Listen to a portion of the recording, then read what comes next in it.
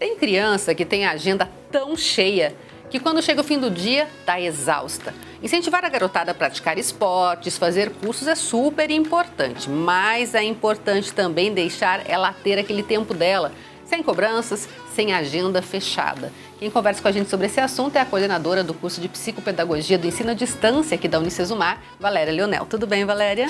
Olá, Elaine, tudo bem? É um grande prazer estar aqui com você e com todos os nossos telespectadores aí para esse papo, que eu espero que seja um papo bem gostoso e proveitoso para todos. Com certeza. Bom, a criançada, agora que as coisas estão voltando mais, já começaram, já tinha antes, né? Daí teve a quebra da pandemia e agora já estão voltando a ficar com a agenda cheia.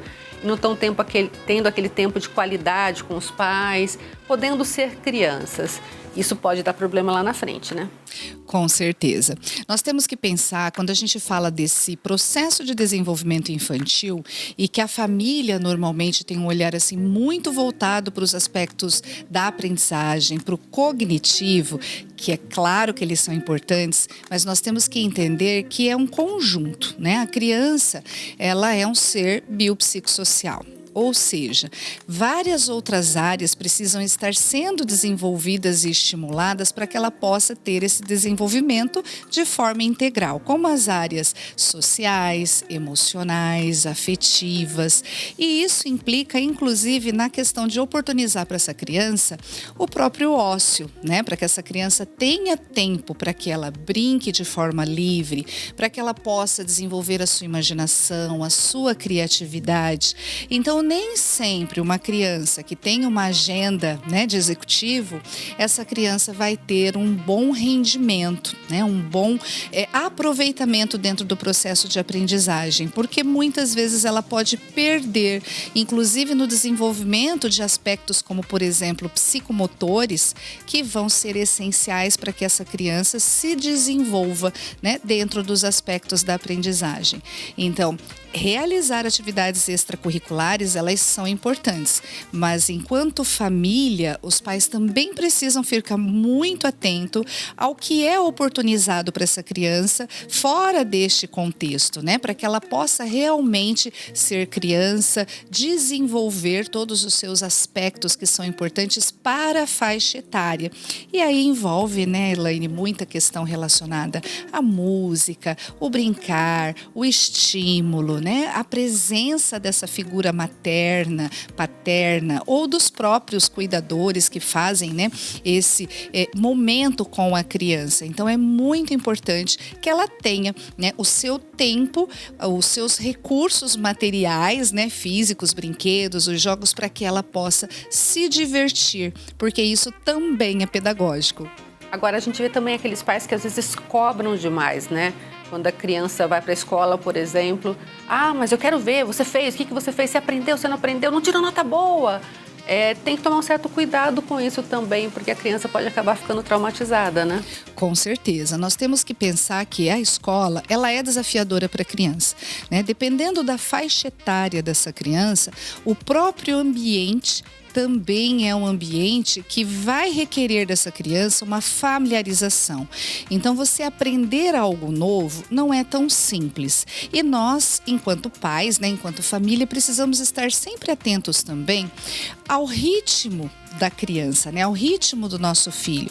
A gente precisa olhar que a criança, por mais que nós tenhamos todas, né, as escalas de desenvolvimento padronizadas para que a gente possa compreender este processo de desenvolvimento infantil, nós precisamos olhar que cada criança tem o seu tempo, né? O seu ritmo de aprendizagem, a sua forma de aprender e se desenvolver, que estão relacionadas com fatores sociais, culturais, emocionais. Então, este pai precisa estar atento para a condição do seu filho e dar o suporte, né? Não é ele cobrar, ele exigir, ele transformar o que a escola necessita ser, né? Algo prazeroso, em algo que vai levar essa criança a ter uma aversão motivação a este processo de aprendizagem. Então, o papel da família neste processo de construção desse desenvolvimento da criança, no que a gente fala, né, sobre a aprendizagem, é importantíssimo. E a criança, nesse processo, ela precisa de todo esse suporte familiar, né? A escola precisa sempre estar em parceria com a família entendendo o seu papel nesse processo de desenvolvimento. A criança tem tudo para que ela se desenvolva de forma adequada, dentro do seu limite e, acima de tudo, entendendo a escola como um local prazeroso de aprendizagem, né? Não é somente os professores que são os mediadores, né, do conhecimento, a família também, os pais também, né, contribuindo nos estímulos, contribuindo no desenvolvimento dessa motivação para aprender.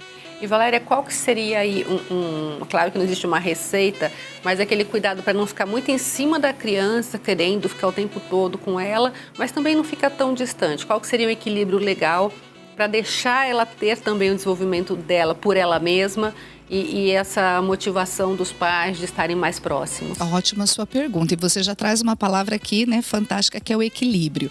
Então, nós precisamos pensar que a criança, no processo de desenvolvimento, ela tem que ter rotina, Elaine, né? Então, ela precisa ter uma rotina que vai desde a rotina do acordar, do se alimentar. E dentro dessa rotina, precisa constar também o tempo de diversão, né? Onde essa criança vai poder brincar livre, onde essa criança vai ter um momento para brincar com a família, com a mãe, com os irmãos, e o tempo para que ela possa se organizar com as atividades escolares.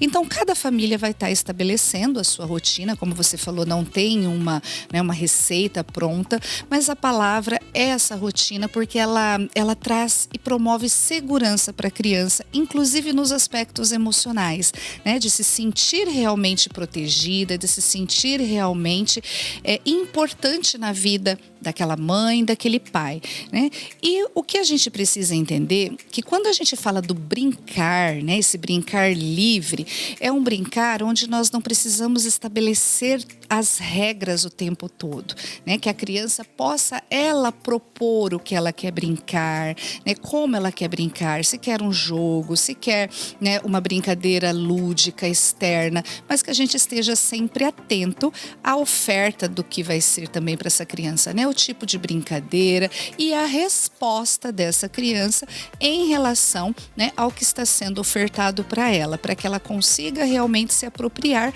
de tudo que um momento livre, uma brincadeira pode oportunizar para ela. Eu falo muito a respeito dos parques, né?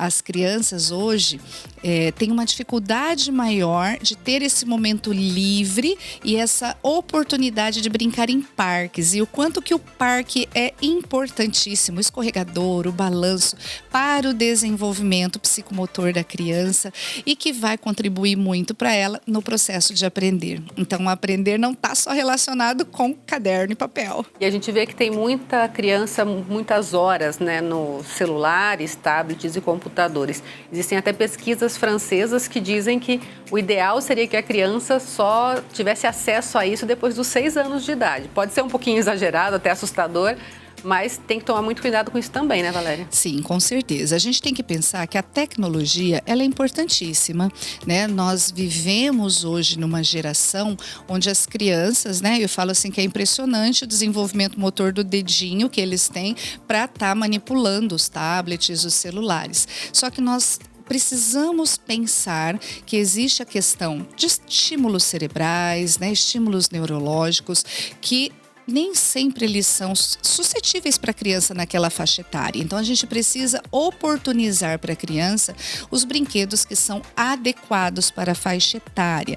Não que a tecnologia seja, né, uma vilã disso tudo, mas nós temos que dosar, entendendo que as crianças de hoje são crianças digitais, né? Não tem como a gente colocar uma redoma e falar você não vai ter acesso, mas nós também precisamos ter muito cuidado para que a oferta oferta destas ferramentas, desses instrumentos, não sejam em momentos onde a família não tenha condições de estar presente com aquela criança, oportunizando, né, atividades lúdicas, atividades externas, e com isso oferta-se então os recursos de tecnologia. Então, muitas vezes a família acaba tendo um comportamento ambivalente, né? Então, ora pode, ora não pode. Então, isso não é legal para a criança.